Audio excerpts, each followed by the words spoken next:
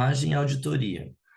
Dentro do contexto hospitalar, nós da enfermagem, enfermeiros e técnicos de enfermagem, também os antigos auxiliares de enfermagem, temos um papel fundamental no que se refere à burocracia do prontuário do paciente, porque somos nós que registramos, né, todas as ações, até porque somos nós que ficamos com esse paciente boa parte do tempo, né? A enfermagem está com o paciente 24 horas.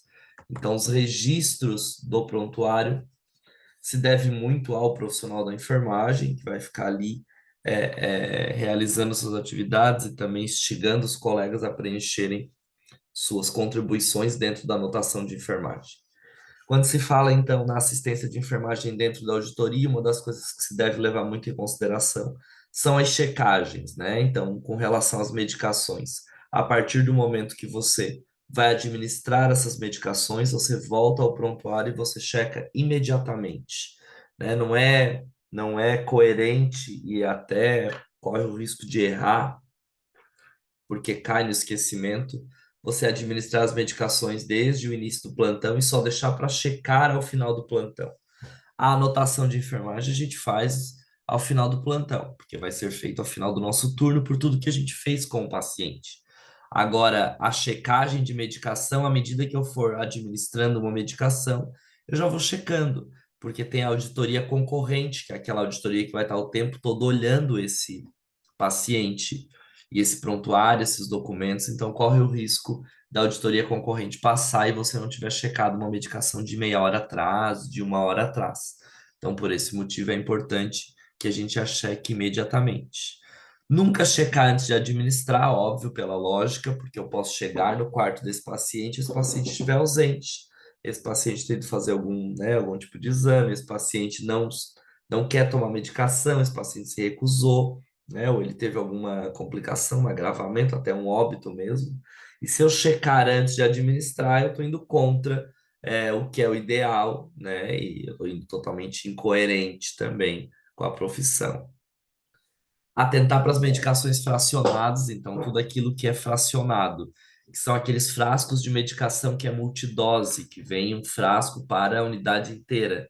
Isso precisa ser colocado lá em forma de, né, em gotas, para poder ser contabilizado, porque a unidade vai pedir muitas vezes um frasco de dipirona, e dentro daquele frasco de dipirona tem XML e você vai ter ali uns 20 pacientes que tu vai usar aquele frasco de dipirona. Então, para poder cobrar do paciente, tem que ser algo que seja bem registrado. Outra coisa que tem que avaliar muito é com relação às medicações que têm estabilidade ou instabilidade. Então, tipo, determinada medicação pode ficar 6 horas na geladeira. Então, beleza, daí eu posso administrar e deixar lá. Determinada medicação, não. Então, isso tem que ser avaliado, né? Antibiótico. Antibiótico tem o critério corretamente para poder ser utilizado. Porque se você vai diluir, mas vai utilizar outro frasco depois, tudo bem. O problema é quando você não vai diluir e acaba utilizando outros frascos de medicação. E aí, com isso, você vai sempre gerar um gasto, porque a farmácia sabe exatamente o que ela envia para você. Uma outra coisa que tem que ser levada em consideração são as medicações, se necessário, pela sigla SN, ou a critério médico pela sigla ACM. Quando vem alguma medicação neste sentido, ela não vem com horário. Por quê? Porque, se necessário, há critério. Pode ser que nem vá precisar utilizar essa medicação, mas se utilizar, obrigatoriamente você vai colocar do lado ali do SN ou do ACM,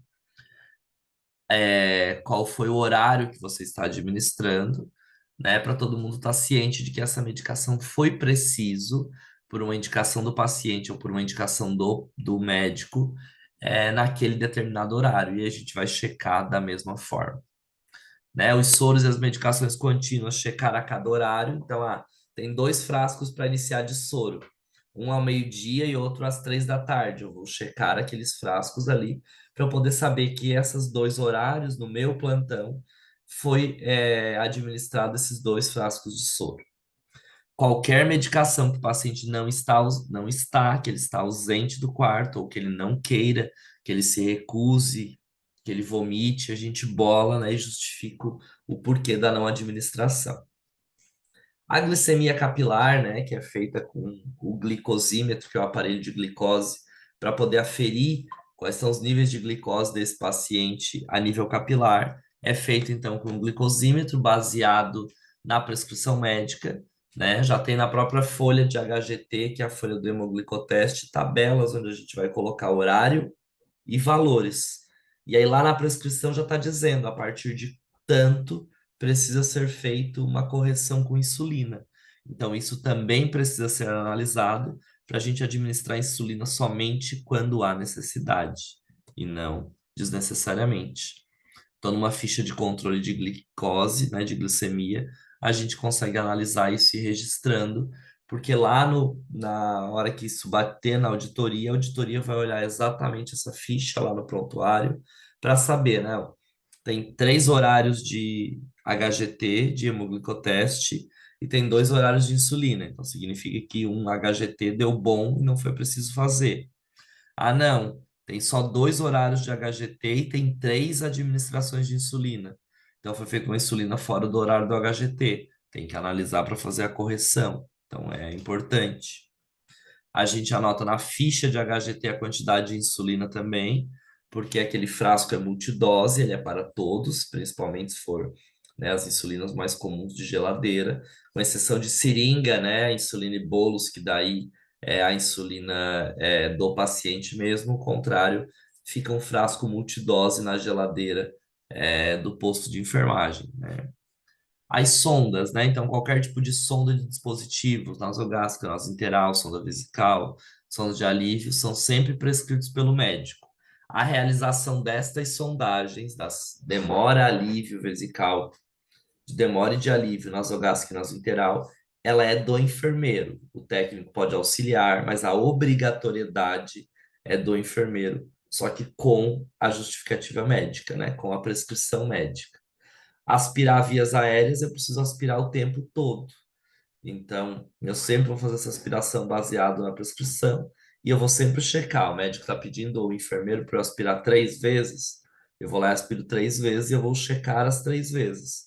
Eu precisei de uma outra, não tem problema. O médico pediu só tanto, mas o paciente está bem secretivo. A gente coloca um outro horário a caneta e faz o procedimento. Catéter de oxigênio, né? O oxigênio é uma das coisas mais caras que se tem em hospital. Então, eu preciso contar o horário que eu estou recebendo e o horário que está finalizando. Eu não posso instalar um catéter e deixar sem um critério de troca. Esse catéter precisa ser desligado, precisa ser trocado. Então, eu sempre vou colocar num prontuário, quando estamos se referindo a oxigênio, horário de entrada e horário de saída. Se não for no meu plantão, eu vou deixar em branco. E quem vai assumir vai ter que ficar ligado quando que vai retirar. As ataduras também, então não tem problema, né? Óbvio, fazer curativo com tantas ataduras, com micropore, com esparadrapo, desde que você justifique cada uso. Então, o que não pode é pegar tiras de micropore ou algumas ataduras que são mais relevantes e são mais fáceis também, né, de serem percebidas, e você não ter cuidado com isso, simplesmente administrou, colocou ali e tudo certo. Então você precisa ter ciência e certeza de que as coisas estão ali no prontuário do paciente, aí eu posso fazer. Assim como as coberturas, né? Assim como os produtos que são utilizados nas feridas, tem que estar prescrito conforme a característica, você vai usar, né? O que não pode, a ferida está infectada, determinado produto não pode usar em ferida infectada, e aí está lá na conta. O convênio vai achar estranho, não vai pagar, vai glosar, a instituição vai achar estranho também, vai acabar cobrando isso ou de quem dispensou lá na farmácia ou do técnico do posto que não conferiu essa medicação. Devolver o mais rápido possível. Então, o paciente não vai tomar alguma medicação. O paciente estava ausente, ou ele foi de alta. Eu preciso devolver tudo que está na gaveta do paciente, que ele não vai mais tomar, que ele não vai mais precisar, tudo para a farmácia para ela dar baixa, para ela ir tirando da conta. Porque ela lançou tudo na conta, agora ela precisa tirar tudo da conta para poder, de fato, fazer a cobrança do paciente. Então, atentar para esses nomes do paciente, estar tudo corretamente porque senão a gente acaba fazendo uma cobrança no lugar errado. Toda essa parte de auditoria, ela vem de alguma tabela, então não existe do nada. Tem hospital que recebe 50 centavos de uma agulha 40 por 12. Tem hospital que recebe R$ 2 de uma agulha 40 por 12. Tem hospital que um equipo de soro é 2, R$ 3.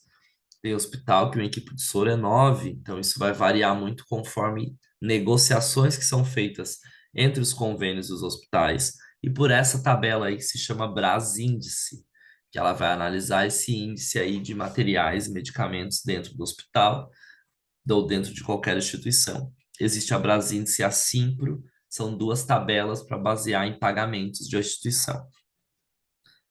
E ainda reforçando, os pagamentos, eles são feitos de duas maneiras, né? Ou o paciente ele pode internar e ele tem um pacote, quer dizer que todos os procedimentos para aquele fim, para aquela finalidade que ele internou, já está incluso no pacote. Ele paga um valor só e nada a mais. Tudo que for acréscimo de refeição e tudo mais, daí é por conta. Então, isso é pacote. Pacote é quando já existe um acordo, quando já é pré-definido que uma cirurgia plástica vai dar tantos mil, então esse já é o pacote. Tudo que tu usar, o que faltar dentro dali, já não é obrigação sua, é de quem negociou esse pacote lá do hospital. Então, eles acabam lançando tudo. Se tiver intercorrência no pacote, então, tipo, tá lá prescrito tanto, mas tem na conta mais, desfaz o pacote e trata como conta aberta. Conta aberta é a cada material, a cada insumo que vai introduzindo, vai justificando ali a importância disso para ter o pagamento, né? Então, essa conta aberta é qualquer item que vai ficar lá e que as pessoas vão analisando o processo, né? Então, a conta aberta é aquela conta que é cobrado item por item. Usou 3 agulhas, cobramos 3 agulhas hoje. Amanhã vai usar mais 3, cobramos mais 3. Hoje usou uma seringa, cobra essa. Amanhã usa 2, cobra aquela. Não é conta fechada, tipo, o paciente fez uma cirurgia tal. Então, tudo que vai no material já está aqui, então eu dou nessa condição ali para o paciente.